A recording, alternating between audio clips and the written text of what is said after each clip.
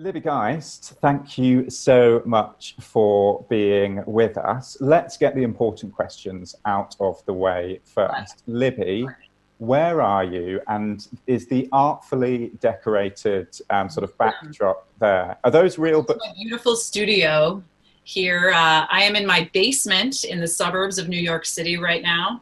I have the world's smallest house in Westchester, which has been a bit of a challenge as I teach kindergarten, second grade, and work the full-time job that I have, as many of your viewers are also going through right now. So I'm truly hiding in the basement right now, praying to God that my boys don't show up and streak across the camera here. So wish me luck. We'll see. Good luck. Good luck. A lot of struggling, a lot of sad stories, a lot of negativity around in this period. But it's always nice to get a sort of pulse of positivity from somewhere. And there are really nice stories around. What one thing are you loving about lockdown? I am loving and hating family time, which is a pretty hokey answer to give you, but I am, I have working mom guilt pretty constantly. And so I think the idea of being present in the morning for breakfast, sitting down to dinner every day, and then going for a bike ride after work is done at the end of the day is very, very hard to complain about. Especially with young kids, I think it's important to get this time. I always wish I had more of it, and now I'm sort of overwhelmed with that. So it's been a funny balance, but I think a lot of us can feel that and agree with that it's both totally frustrating and it's totally awesome to have this time with family. So I'm grateful for that and realize how lucky we are. We're healthy.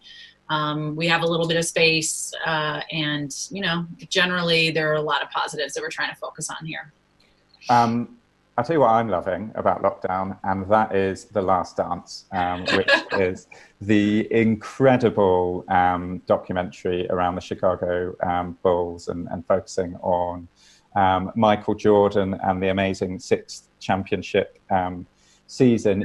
Libby, you're the VP and executive producer at ESPN Films. Yes. And an executive producer on this documentary, fortunately enough.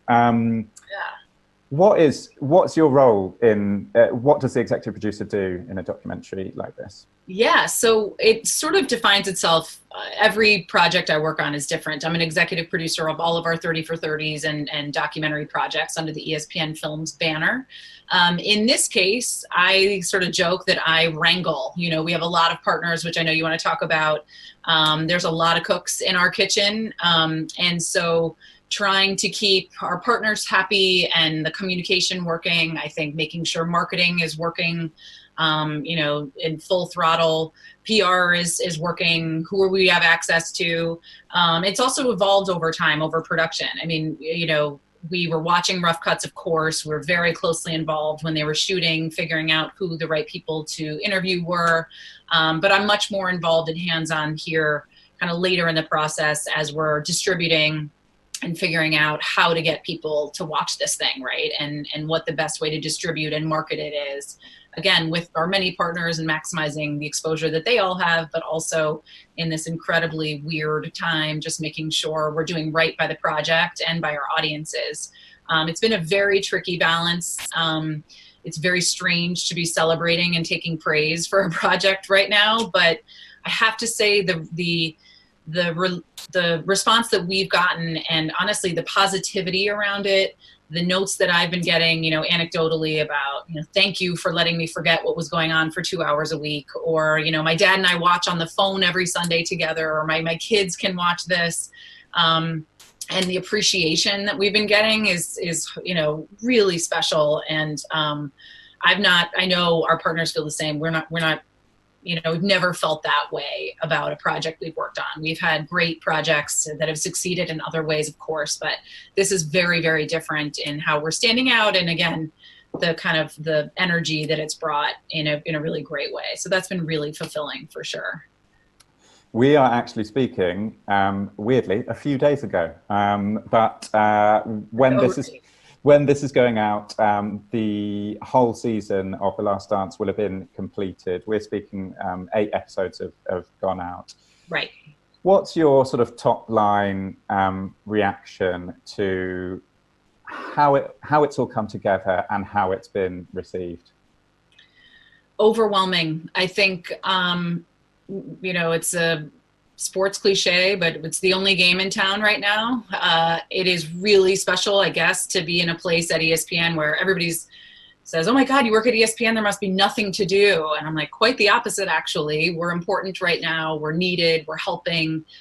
So I think it's been a really interesting exercise of us trying to step in and try to really bring value to the company, to ESPN and Disney, be something positive to talk about. The ratings, of course, have been incredible and unexpected, I think. But I just think it's the amount of work that has been going on in this very basement that you're looking at while sort of dealing with the realities going around us has been completely daunting at times. But as I said earlier, really fulfilling too. I mean, there's no complaints here. I know Jason Hare, our director, who you did a podcast with, has been editing in his apartment. People are working in ways they never expected to. It's a weird time to be so busy, again, in our houses, but we're all for it. We're diving into it. And again, I think the reaction and the ratings and the help that we have brought to ESPN it makes it worth it for sure. It's a really great place for us to be. I'm very happy with the success it's had. It's remarkable on many different levels, but in terms of a kind of a consumer thing, it's become appointment to view TV when there is no appointment to view TV on. There's no. Old school. I know that I watch it as soon as 2 episodes get released onto Netflix Monday nights. I watch it on Netflix. How are you watching it? Given that I imagine if things were normal, you probably have some sort of watching party and have all the stars come in and everything. But... I know. Yeah, no, I think it's been different for sure. Although I watch it too many times, I think that my appreciation by 9:00 Eastern time on Sunday nights is a strange one. I watched rough cuts, given notes on rough cuts along the way, of course.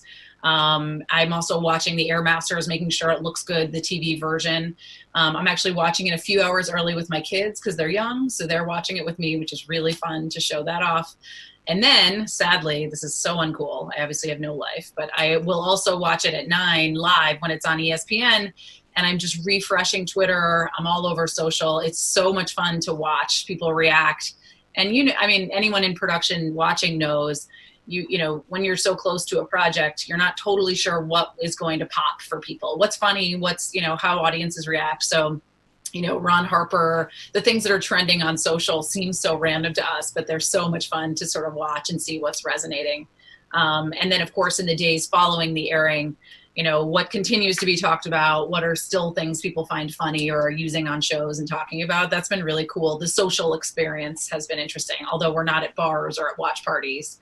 I think the Twitter scene has been pretty fun to follow literally live as we go through. We're all texting each other from the production team. Did you see this? Did you see that? We loved that Michael's mom was trending for a while. She's the cause of the sneaker culture in America or whatever, things like that. We get a kick out of people watching and getting excited about. So that's been fun. And the story behind the story here is an incredible thing in its own right. You could almost make a documentary about how this documentary was put together. Although, maybe that's a bit meta. But I mean, the story goes that the NBA convinced Jordan in his final year to allow this crew to follow him around and take this kind of behind the scenes footage on the proviso that if and when this got released, there had to be agreement from both Jordan and the NBA. And that agreement wasn't reached until just a couple of years ago. Some 20 years after the footage was taken. We're talking about some serious heavyweight people and organizations involved in this whole thing. Obviously, Michael Jordan himself. No problem. Yes. Well, Michael Jordan himself, the NBA, the Jordan brand, ESPN, Disney, Netflix, all organizations people used to getting their own way. You, Libby, in the middle of all of this, what are the kind of dynamics in play with all of those kind of massive organizations around the table, and what challenges have you had to overcome to get it to a point of getting out there? You're looking for drama. I can tell you. You're looking for some juice here. I can tell you, we all had a place at the table. As you said, NBA, Netflix, ESPN, Mandalay, Mike Tolan's company, who was an executive producer who really pulled a lot of these pieces together finally. Jason, of course, our director, Jump 23, Michael's team and his management. And I have to say, I think because this footage was sort of a legend in our office, and I think in all, right, and all those people that I just mentioned knew of the footage. We all knew it existed. Would it ever see the light of day? So I honestly think there was excitement generally. Okay, finally we're here. We've all decided finally that we want this to be a big project that people will talk about. And then once everybody was in the room, the deal was signed, we all knew what was going on. I think honestly it was people just wanted it to be great. I had concerns, are there things that are off the table? That's always a question that I ask, when we're doing any documentary or when we start any interview, are there things that we can't talk about? I thought, Michael's team has managed his brand and his PR brilliantly since the beginning of his career.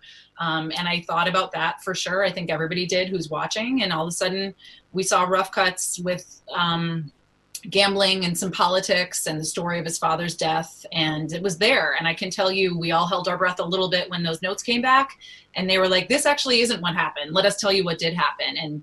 And they stepped up, I gotta say. I mean, there is not anything in there that they said, this is too touchy, we don't want people to know this. I think because there wasn't we're not digging, we're not investigating him. Everything had been out there in some way.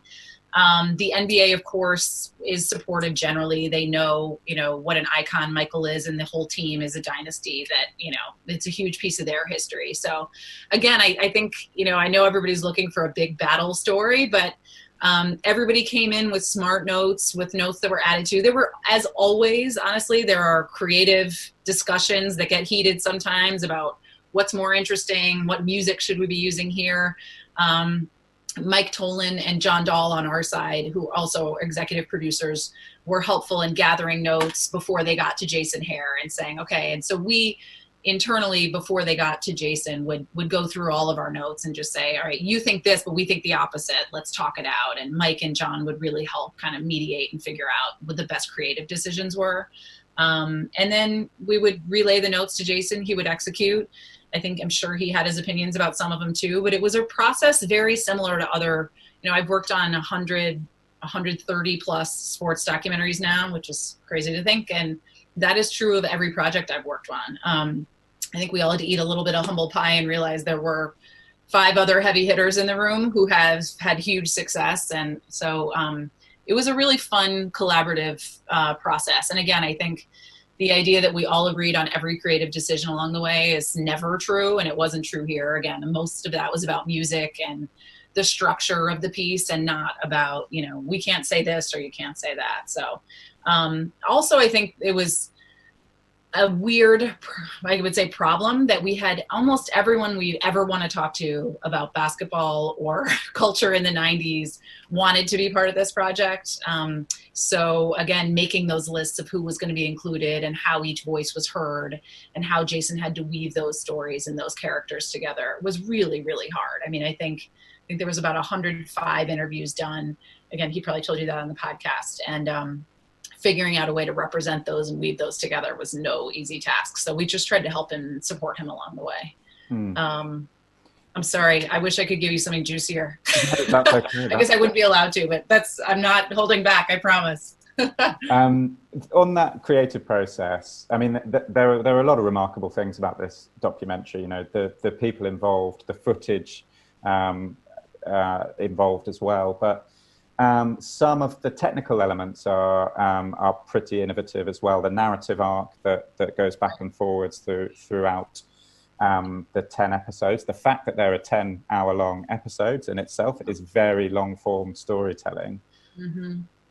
how are those, well, let's start with the 10 hours. How was that arrived upon as a decision, and what has it done for you as ESPN? I think that was decided pretty early on, which is typically not how we work. I think we usually say, we think it's around this length, let's contract at this length and try to match that. But the creative decisions were made fairly early, only because we knew there were 500 hours of 98, 97, 98 footage. So we knew there was a ton there. We knew he had a list of at least 80 to 100 people that we wanted to interview. And we knew that Michael was willing to open up. He did 3 very lengthy interviews with Jason throughout the process. So we knew it was going to be a big story. We also knew that the interest was there that could sort of sustain something longer than a 2, 4, 6 hour part. So yeah, I think we knew it was assumed early on, or at least by the time I jumped in, that was about the length we were trying to hit. There were a lot of early paper cuts of, how were we going to go back and forth in time? How are we going to tell the whole story of who these characters and the story was going into 97, 98? So there was a lot written down and talked about and planned ahead, which you have to do with a story of this length before the editing began. Jason was very methodical about that. Fairly nimble kind of decision-making process to bring the release date forward so that it dropped during this crisis, as opposed to the original plan was for it to run alongside the NBA Finals later this year. That change in schedule, how would you assess how that's gone, both in terms of the results that you're seeing on broadcast, on VOD, social engagement, and as well business kind of bottom line? Yeah. So our film a few years ago, OJ Made in America, we aired over 5 parts, 5 nights. We scheduled that on the off nights of the NBA Finals in 2016. And with that was a great formula for us. We have huge audiences at that time. Those are big off nights for sports. So we always expected that was a really big time, especially, of course, for this story. So we were aiming towards that. The production schedule didn't change much. I know, yes, we are working to the last minute, or we're working to the last minute, but there was always an expectation of delivering around now, or, over the last few weeks.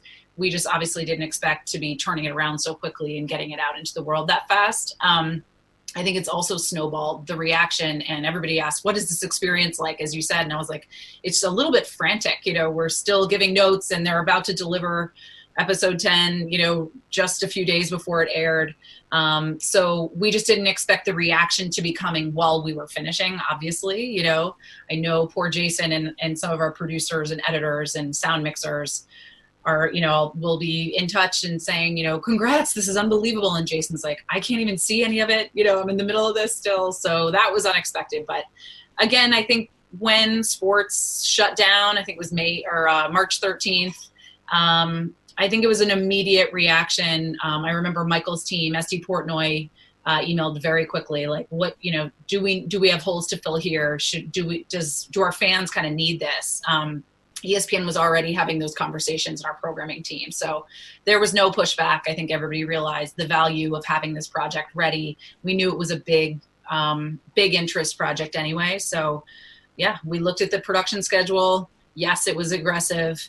Netflix, we spoke to quickly. They fully supported that decision and adjusted their international release as such as well. And we were off. I mean, it was a very quick decision, I think. And, again, it's a weird thing to say, but it's really been a incredible time for this project to shine, I think. And again, to bring some of the positivity and some of the joy. It's also, I keep saying it's an entertaining film. So many documentaries that I love and watch are very heady. They're very dark. They're very, socially charged. And this, I think, is overall a fun watch. Of course, it has ups and downs, and the characters are great and imperfect, which I love. But I also feel like it's the right story at the right time too, that people can sort of take a breath, just enjoy something. There's a lot of nostalgia. The music is really fun. So I think there are a lot of, elements to make the perfect storm right now. So yeah. Final question, and you mentioned the adaptability that Netflix showed there. Yeah. Do you have any sense of their results, how it's doing on the Netflix platform around the world? And Yeah. I presume you would look to replicate this arrangement again with future documentaries. So yeah, Netflix, they've not shared numbers with us. I know they sort of are notoriously quiet about that. I do know that it's doing well for them. They've been very happy with the promotion in the US that has also continued across the world and on their platforms. So we've worked really closely together on making sure the PR and the marketing was hand in hand. We've had a great relationship with them. I think people, again, want some dirt about us being competitors, but we've known Gabe Spitzer, their executive over there, for years. We've worked with him before. So it's actually been a really nice arrangement, a good partnership, and one that, I think we've all really benefited from. I think we're better for it. I know that this deal was done before Disney and ESPN Plus were a thing. So it's been tricky just for us. Obviously, we're launching Disney Plus and ESPN Plus. I'm not sure that we're looking to do that again soon, only because we both have our own businesses that we're supporting. It would have to be another pretty special project for us to get real different permissions for, I would say, to do it again. But from a workflow standpoint, and again, maximizing the power of all of these brands, I think it's been really great for The Last Dance, and we're thrilled with the results. Do I wish it was on ESPN Plus? Of course, but we're with Netflix, so it's okay. Libby, you almost gave me something juicy there. So no, nice try. Thank you very much indeed, Libby, guys. Thank you.